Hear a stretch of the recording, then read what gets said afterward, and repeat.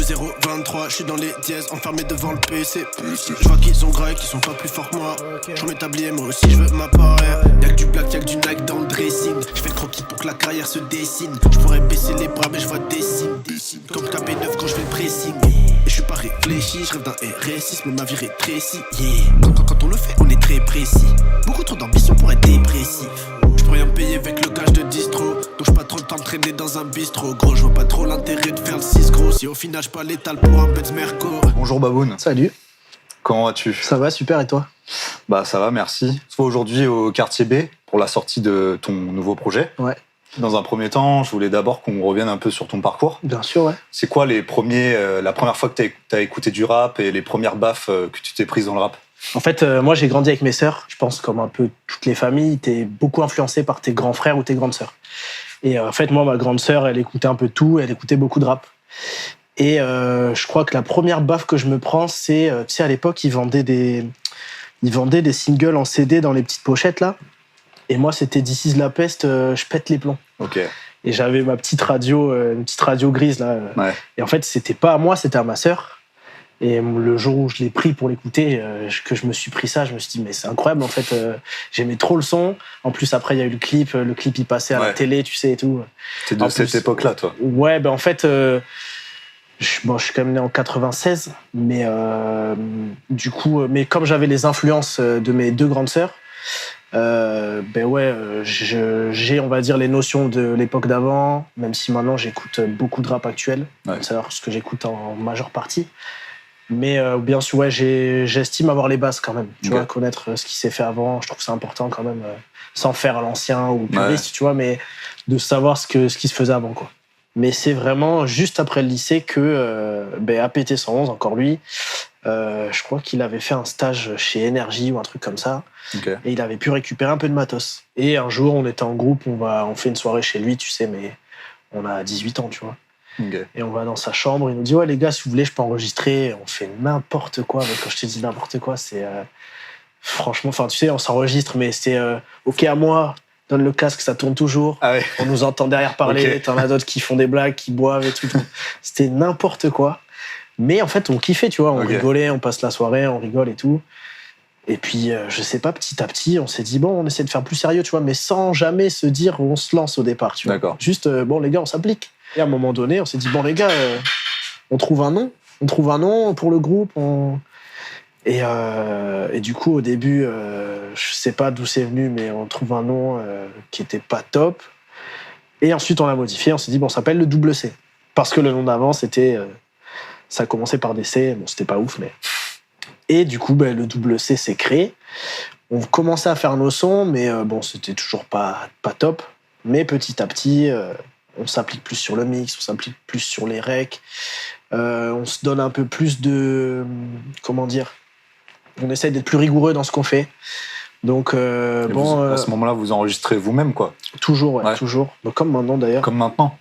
Comme maintenant. Et donc, Cabs nous enregistrait, Cabs mixait, et nous, en fait, il y a un moment donné où on s'est vraiment donné une rigueur, et on s'est dit, tel moment... il faut enregistrer, donc il faut avoir écrit un texte sur telle prod, on a dit qu'on fait tel son, qu'on parle de telle chose, et ça s'est fait petit à petit. Et toi, avant, juste, t'avais jamais rien écrit? Alors c'est justement, à partir de ce moment-là où t'as commencé à écrire? Moi, j'avais jamais écrit. Tous les autres, quasiment, si, d'ailleurs. D'accord. Moi, j'écrivais pas, c'était vraiment, tu sais, le classique, on fait des petits freestyles en soirée à l'impro, on dit n'importe quoi. Et c'est eux qui m'ont dit, mais tu devrais écrire parce que c'est sympa, tu vois ce que tu fais, on sent déjà qu'il y a des trucs. Et eux, ils écrivaient déjà. Et au début, je disais, ouais, bon, on fait ça pour rire, les gars, on verra, tu vois. Et maintenant, et petit à petit, je me suis dit, est-ce que ce serait pas mal finalement d'écrire pour avoir quelque chose de plus carré, de mieux fait. Et puis on s'est mis à écrire, je me suis mis à écrire, bien évidemment, j'écrivais des trucs bien nazes au début, et puis petit à petit, ça s'améliore, tu vois. Mais c'est normal, c'est sûr, mais c'est vrai qu'il y a pas longtemps, on est retombé sur ce qu'on faisait. Ah ouais, vous voulez pas l'entendre. Vous voulez pas l'entendre. Mais bon, je pense qu'on est obligé d'en passer par là, quoi. Longtemps qu'on rappe, faut plus de visite. Nous c'est la trappe house, c'est lui pour domicile. Le lifestyle et le moteur, faut qu'on modifie. Pas dinguerie pour une poule, mais pour homicide. J'ai senti que dès le début, en fait, ce qui toi te plaît, c'est la découpe. c'est le kickage, Bien sûr, c'est rappé, quoi. Ouais, carrément. En fait, au départ, ouais, c'était vachement ça. Mais bon, après, je trouve que ça reste quand même à nuancer parce que j'aime beaucoup quand même, j'aime beaucoup la mélo, tu vois. Ouais. J'aime. Oui, bien sûr, il y a Tu vois, aussi des mélos. tu vois, par exemple, j'utilise vachement d'effets dans mes sons quand même, tu vois. Et j'ai beaucoup quand même de sons mélo. C'est vraiment ce projet-là où je me suis dit, bon, je vais revenir sur quelque chose de plus incisif. Parce que justement, j'avais un peu quand même la sensation que j'avais trop fait trop de, tu vois, de chants. C'est pas du tout un problème, hein. Ouais. Mais moi, j'estimais que j'en avais un peu trop fait, que fallait que je revienne sur du rap un peu plus brut. Mais après, moi, je suis vraiment fan de tout ce qui est mélodieux. Et d'ailleurs, je pense que, quitte à choisir, ce serait dur de choisir entre le mélodieux ou le rap brut, tu vois. Moi, je trouve qu'il faut un bon mélange des deux. Je te le cache pas, je suis un peu déçu. J'ai pas eu le temps de te faire des excuses. La musique ou les bancs d'études, mais dans l'équation, j'ai pas mis tes yeux. Non, trop déçu. J'ai pas trouvé de réponse dans les cieux. Non, de réponse dans les cieux. Vas-y, s'il te plaît, regarde-moi dans les yeux. T'es quand même présent, mais t'es présent d'une autre manière. Et tu l'as mis dans un petit message que t'avais publié sur Insta, où justement, en fait, t'étais présent sur scène. Ouais, c'était une année un petit peu où j'avais envie de faire plus de scènes, parce que, mine de rien, j'en avais pas fait beaucoup. Et forcément, quand tu fais des répètes, que tu fais tes scènes, mais t'as moins de temps pour faire du son. Sachant que nous, moi j'ai ma vie, quoi. On doit payer notre loyer, faut bosser. Donc on peut pas tout faire. On aimerait pouvoir tout faire, mais là, l'année dernière, on a plus mis l'accent sur la scène. Et du coup, inévitablement, je faisais moins de sons, j'étais moins productif aussi. Et puis c'était aussi un choix quand même, parce que j'avais sorti plein de petits EP. Donc après, c'était un choix de un petit peu ralentir pour faire un projet plus qualitatif. Créer peut-être un peu l'attente aussi. Ouais, bien sûr. Sans trop en faire, mais surtout un projet, je voulais vraiment... y prendre ton temps pour faire quelque chose de bien. Un projet bien construit, tu vois, où t'as... pour moi, je sais que c'est pas important pour tout le monde, mais tu vois, par exemple, une bonne intro, une bonne outro, un truc cohérent de A à Z, des sons, pas simplement faire des sons et les mettre tous ensemble. Là, je voulais que ce soit même si c'est un EP, bosser comme un album, c'est-à-dire que si t'as écouté le projet, tu vois, t'as senti, j'espère, sinon c'est que j'ai pas bien fait mon boulot, mais t'as senti que voilà, il y avait une cohérence entre les sons et que c'était pas juste j'ai fait 15 sons, j'en prends 8 et puis voilà. C'est pas une playlist de tes sons et tu les as balancés comme ça, quoi. Exactement, c'est pas ça du tout. Il y a quand même il y a un fil conducteur. Un fil conducteur, un cheminement. Exactement. Il y a un peu des liens entre les morceaux. Ouais. Ah, c'est cool si t'as vu ça. Il y a ce truc de vague un peu qui revient. Ouais. C'est un truc que je voulais vraiment. Comme je suis content que tu l'aies capté. Ouais, j'ai fait des transitions. Les sons, ils s'enchaînent. Tu vois. Donc si tu fais couler l'album, il se peut qu'à certains moments, t'aies même pas capté que le son vient de changer. Tu vois. Ça, j'ai fait exprès parce que je voulais vraiment ce côté. T'écoutes tout et ça glisse, quoi, tu vois. J'adore ce genre de choses. Donc je suis content que tu aies capté, ça fait plaisir. Et pour présenter le projet, comme on le disait un petit peu tout à l'heure, en fait, donc t'as fait une petite vidéo. Alors c'est pas pour présenter le projet, c'était pour présenter ton dernier single Wavy. Ouais. En fait, tu te dis, t'as été un peu absent pendant quelques temps et t'avais envie de revenir en fait à quelque chose, au rap en fait. Ouais, carrément. Ouais. Est-ce que tu peux expliquer pourquoi cette démarche? En fait, j'ai sorti les projets, tu sais, les courts projets de couleurs avant. Donc il y a mauve, vert de gris, orange et rose, je crois. Et en me réécoutant un peu tout ça. T'as sorti c'est 4 EP, c'est ça? Ouais, c'est ça, 4 EP. Durant l'année dernière. Ouais, c'est ça, durant 2022. Ils font tous 4 ou 5 titres, je crois. Et en réécoutant, il y en a certains que j'aime beaucoup, toujours, il y en a d'autres que j'aime moins, mais bon, ça c'est encore autre chose. Mais en réécoutant, j'ai senti, et j'aime bien, mais j'ai senti qu'il y avait beaucoup de mélos. C'était très, tu vois, c'était beaucoup de mélos.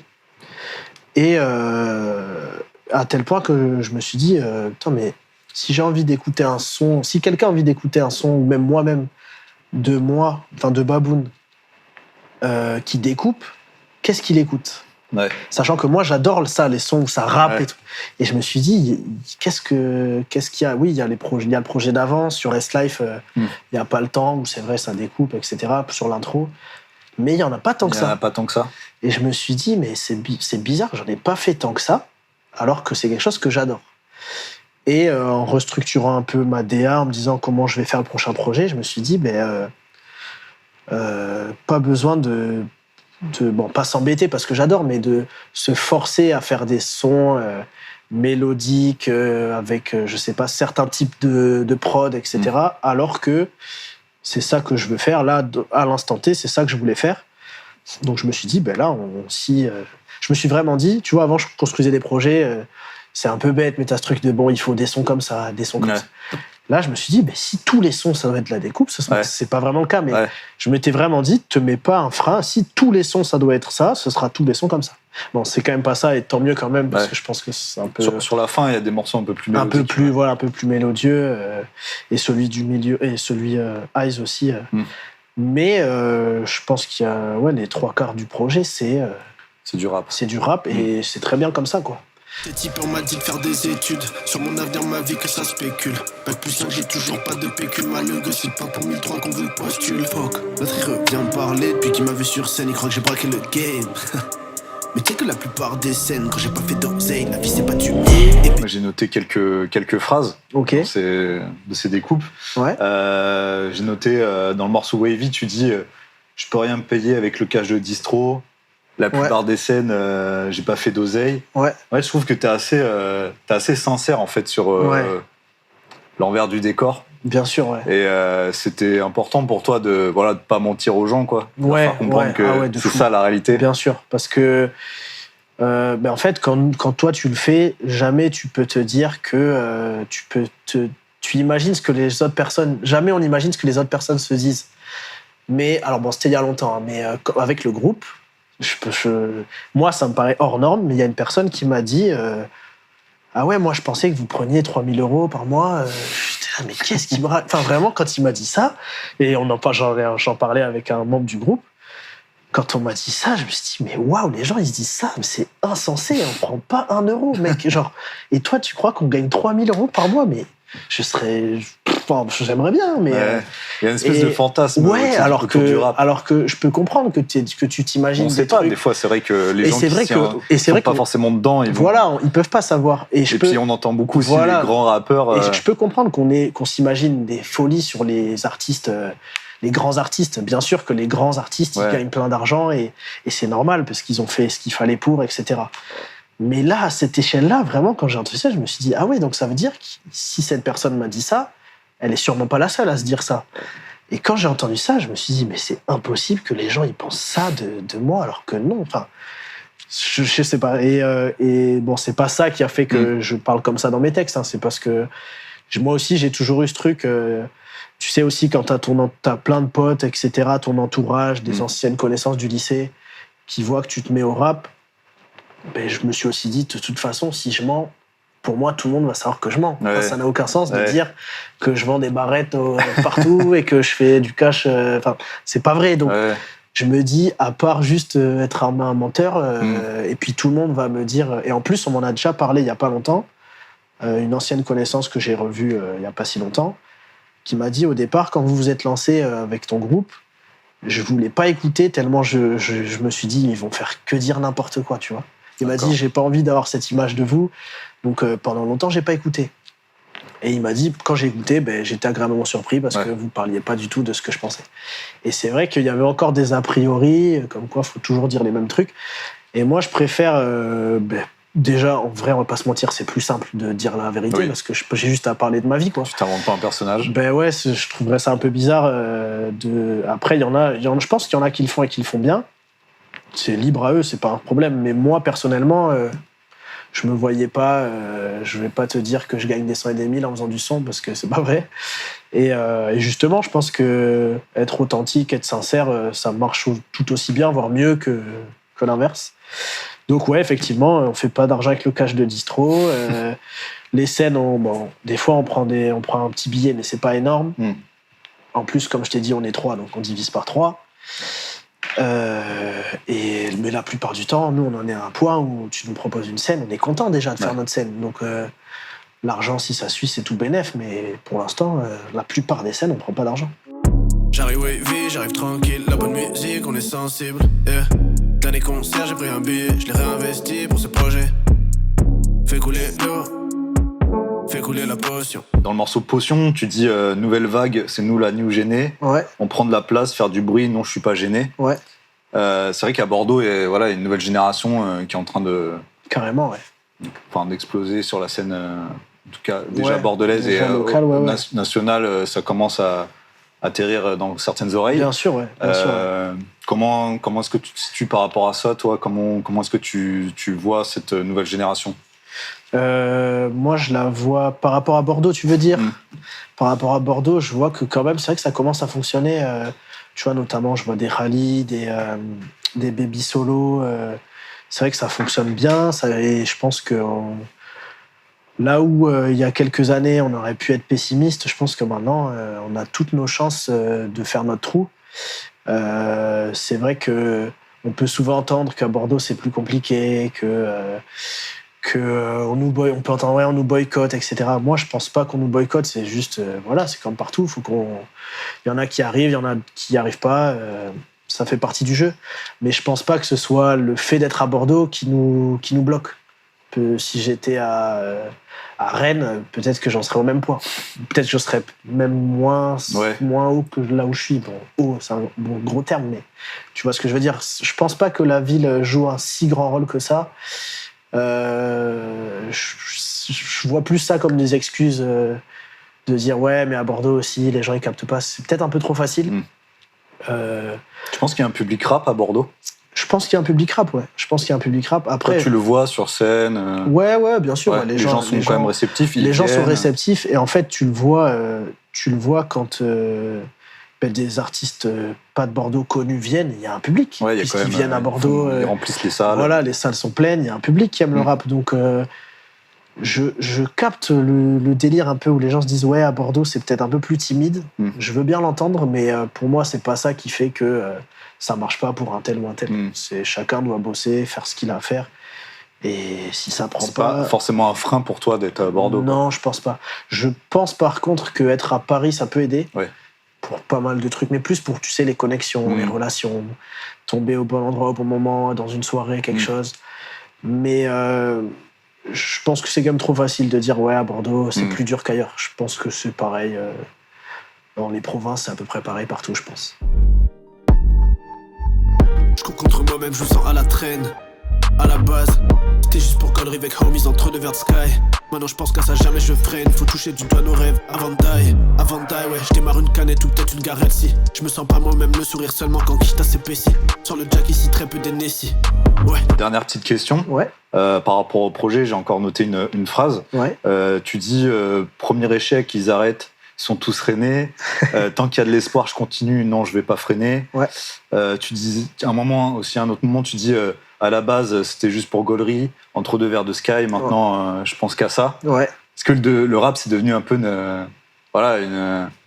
un moteur, une espèce d'obsession, enfin une passion, quoi. Un peu trop des fois. J'y pense des fois un peu trop. Ouais, c'est un peu le sens de ces phrases-là. Ouais. En fait, le problème, c'est un problème sans l'être, mais c'est que